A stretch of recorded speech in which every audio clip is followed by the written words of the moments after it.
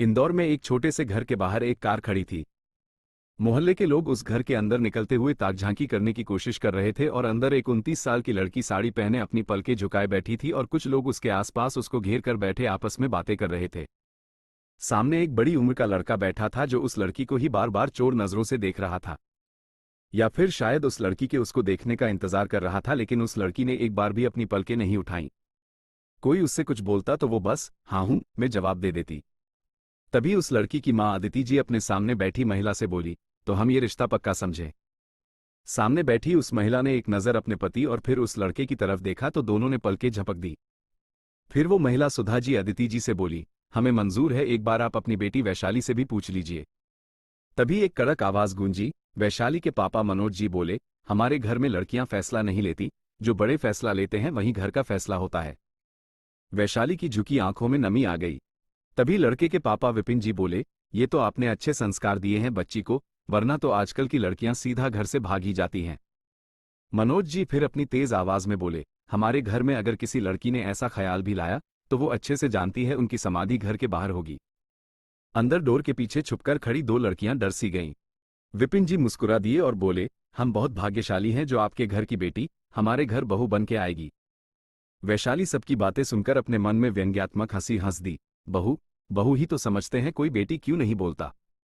वैशाली अपने मन में सोच रही थी कि वैशाली की मम्मी ने वैशाली के हाथ में मिठाई की प्लेट जबरदस्ती पकड़ाते हुए कहा, चलो अब सबका मुंह मीठा करवाओ।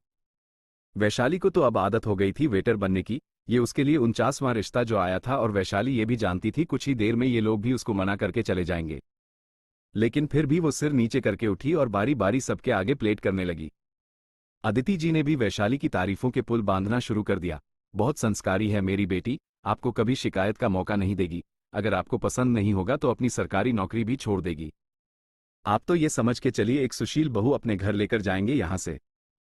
वैशाली फिर मन में हंस पड़ी और बोली, सरकारी नौकरी की ही तो वजह से इतने रिश्ते आते हैं, वरना तो मेरे ही घर वाले फांसी दे देते मुझे, और बहू क्यों, सीधा नौकरानी बोलो ना। वैशाली मिठाई की प्लेट लेकर लड़के के पास तक आ गई थी कि लड़के ने मिठाई उठाते हुए वैशाली के हाथ को छू लिया। वैशाली ने तुरंत नजरें उठाकर उस लड़के को देखा तो उसकी आंखों में एक बार फिर नमी तैर गई।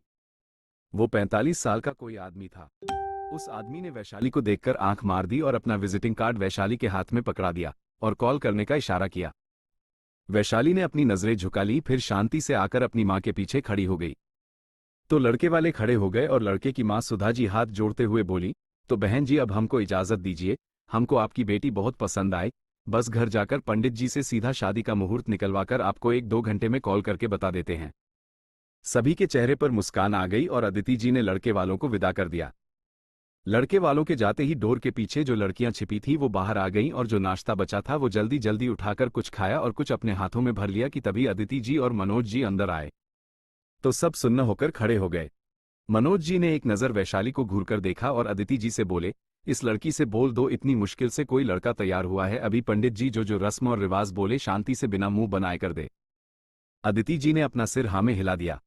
मनोज जी अपनी किराने की दुकान जाने के लिए अपना फोन और स्कूटी की चाबी उठाते हुए घूमकर वैशाली को ताना मारते हुए बोले, कुछ शुभ काम होता है तो पहले ही ये मुंह बना के बैठ जाती है, इसकी काली नजर पहले काम को बिगाड़ देती। वैशाली चुपचाप सिर नीचे करके खड़ी थी, शायद ये उसके लिए कुछ नया नहीं था, 7 साल से वो यही ताने गलियां ही तो सुन रही है। मनोज जी ताने मारते हुए घर से निकल गए कि वो दोनों लड़कियां खुशी से उछलने लगी और आपस में बोली, अब इस मंगली की शादी हो जाएगी तो हमारा भी नंबर लग जाएगा। वैशाली ने अपनी दोनों बहनों को एक दर्द भरी मुस्कान के साथ देखा, फिर अपने कमरे की तरफ जाने लगी कि घर का लैंडलाइन फोन बजा। अदिति जी ने फोन उठाया तो दूसरे साइड की बात सुनकर वो रोने लगी और बोली, बहन जी कोई तो उपाय होगा, एक बार पंडित जी से बात करके देखिए। पर कॉल कट हो चुका था। अदिति जी की बस इतनी सी बात सुनकर वैशाली समझ गई थी लड़के वालों का फोन था और उन्होंने भी शादी के लिए मना कर दिया और अब उसकी मार खाने की बारी आ गई। उसका सोचना था कि अदिति जी गुस्से में बेलन लेकर आईं और वैशाली को मारते हुए बोली, डायन तू मर क्यों नहीं जाती, ऐसी मांगलिक है तू कि बड़े से बड़ा मांगलिक लड़का भी तेरे से शादी करने के बाद संकट में आ जाएगा। 29 साल की हो गई है पर शादी का पता ठिकाना नहीं है, तेरी वजह से तेरी ये दोनों बहनें पड़ी हुई हैं, तेरी वजह से तेरे भाई की शादी नहीं हो पा रही है। लड़की वाले बोलते हैं जिस घर में 3-3 कुंवारी लड़कियां हों उस घर में अपनी लड़की नहीं देंगे। अब क्या बताऊं उन लोगों को ये मांगलिक लड़की जो पड़ी है मेरे घर में हमारा नाश करने के लिए। अदिति जी बस वैशाली को बुरा भला कहते हुए मारे जा रही थी और वैशाली चुपचाप बस आंखें भींचे रोते हुए दर्द सह रही थी। दर्द मार पड़ने का नहीं, अपनी ही मां से इतनी जली कटी बातें सुनने का था। वो मांगलिक थी, इसमें उसका क्या दोष था? उसके मंगल दोष को दूर करने का कोई उपाय नहीं था तो उसकी क्या गलती थी? लेकिन सब तो उसको और उसके नसीब को ही दोष देते थे। वैशाली शांत खड़ी सिर नीचे करे मार खा रही थी, उसको अब मार खाने की भी आदत पड़ चुकी थी। अदिति जी वैशाली को मारते हुए थक गईं, तो वहीं थककर चेयर पर बैठ गईं और बोली, तू चली जा यहां से, तुझे कोई लड़का पसंद हो तो भाग जा उसके साथ, बस हमारा पिंड छोड़ दे। तेरी वजह से तेरी इन दोनों बहनों की शादी नहीं हो पा रही। तू तो है ही मनहूस, पर तेरी वजह से इन दोनों की शादी की उम्र निकली जा रही है। तेरा भाई, ये लड़कियां सब तेरी वजह से बैठे हैं। चली जा, कहीं भी जाकर मर, बस चली जा, वरना मैं मर जाऊंगी। बोलते हुए अदिति जी का गला सूखने की वजह से खांसने लगी। वैशाली की दोनों बहनें आगे आईं और वैशाली को घूरते हुए अदिति जी को लेकर अंदर चली गईं। अब वैशाली अपने आप को रोक नहीं पाई और जमीन पर घुटनों के बल बैठकर रोने लगी। उसको आज अपनी मां की बातें जरूरत से ज्यादा लगी थी, वो भी तंग आ चुकी थी इन सब चीजों से। 5 साल से कोई उससे ठीक से बात नहीं करता था, उसको हर बार ऐसा फील करवाया जाता था सब दुखों की वजह वो है, लेकिन उसके अंदर इतनी हिम्मत ही नहीं थी कि वो अपनी जान खुद ले सके। अगर ऐसा होता तो वो कब का अपनी जान दे चुकी होती। उसने एक बार नींद की गोलियां खा भी ली थी, लेकिन उसको इतनी उल्टियां हुई कि सारी दवा निकल गई और दवा का उल्टा रिएक्शन हुआ।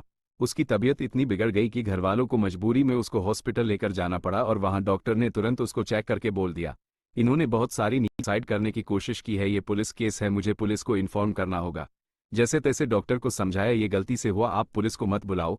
बहुत हाथ पैर जोड़ने के बाद वो डॉक्टर माना और फिर वैशाली को घर आकर जिन चीजों का सामना करना पड़ा वो तो भगवान दुश्मन तक को न दिखाए। तब से जो घरवाले उससे थोड़ी बहुत बात कर लेते थे वो बिल्कुल बंद हो गई। वो घर की नौकरानी और घर पर लाकर पैसे देने वाली मशीन बन के रह गई। वैशाली ने अपनी हिम्मत जुटाई और हॉल में फैले नाश्ते के बर्तन उठाने लगी। यही तो काम था उसका, सुबह पहले जल्दी उठकर घर का सारा काम निपटाओ, फिर पूरे दिन का 5 लोगों का खाना बनाकर रखकर स्कूल जाओ, फिर जब 3 बजे वापस आओ तो खाए पिए सारे बर्तन धो, फिर शाम के खाने की तैयारी करके फिर रात के सारे बर्तन करके सोने जाओ। वो अकेली 5 लोगों का सारा काम अकेली करती थी। वजह बस एक थी, वो मांगलिक थी, घोर मांगलिक। उसके लिए 21 साल के होते ही लड़का ढूंढना शुरू कर दिया था, लेकिन आज वो 29 साल की थी, उसके लिए कोई लड़का नहीं मिला। वो एक सरकारी टीचर है, इसलिए रिश्ते भी आते रहते थी तो सब मना करके चले जाते थे। उसने आज तक पंडितों के कहने पर अनगिनत पूजा की होगी, कभी पेड़ से शादी तो कभी बकरे से शादी, लेकिन उसकी कुंडली में कोई असर नहीं पड़ा। उसका मंगल वहीं का वहीं रहा। अगर देखा जाए तो उसकी अभी तक 3 शादियां हो चुकी हैं, पर पेड़ और जानवरों से।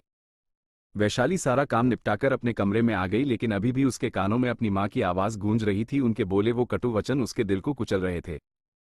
वैशाली ने कुछ सोचा और सो गई।